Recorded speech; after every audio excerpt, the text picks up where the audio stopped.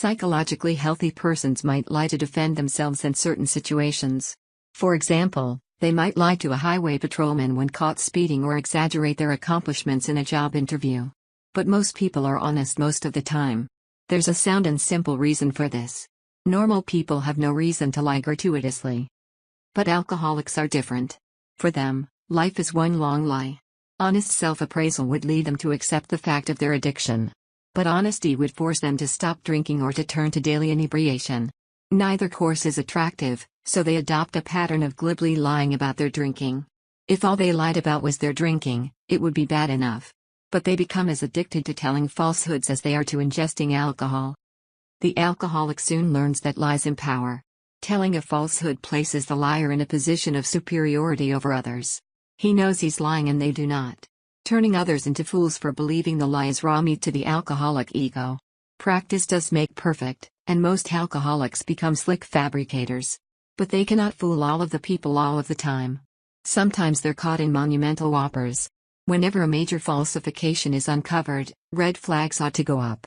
We should look for other symptoms of the disease.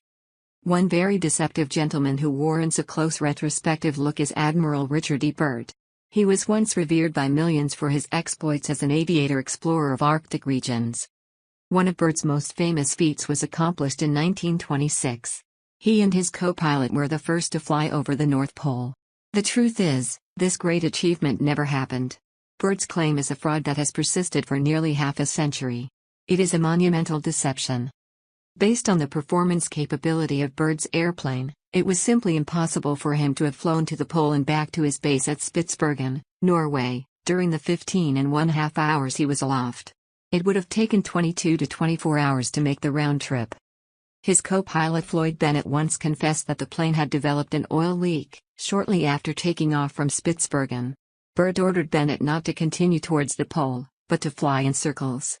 They did so for 14 hours. During the entire flight, they were no more than 15 miles from Spitsbergen. They never got close to the pole. So much for Byrd's fakery. Now for his drinking. He carried several pints of cognac in his flight bag during his flight to the South Pole. When the aircraft landed at a refueling stop on the way back, he was barely able to stand. He staggered around shouting, "We made it! We made it!" 4½ hours later, he was back at the base camp and in full control of himself. He displayed the alcoholic's typical ability to recover quickly from a binge. In Admiral Byrd's case, the alcoholism-induced need to lie explains the otherwise inexplicable falsification of historically important records by a man who was admired by millions. Watch your other videos to learn more. Get your copy of History's Missing Alcoholics available on Amazon now.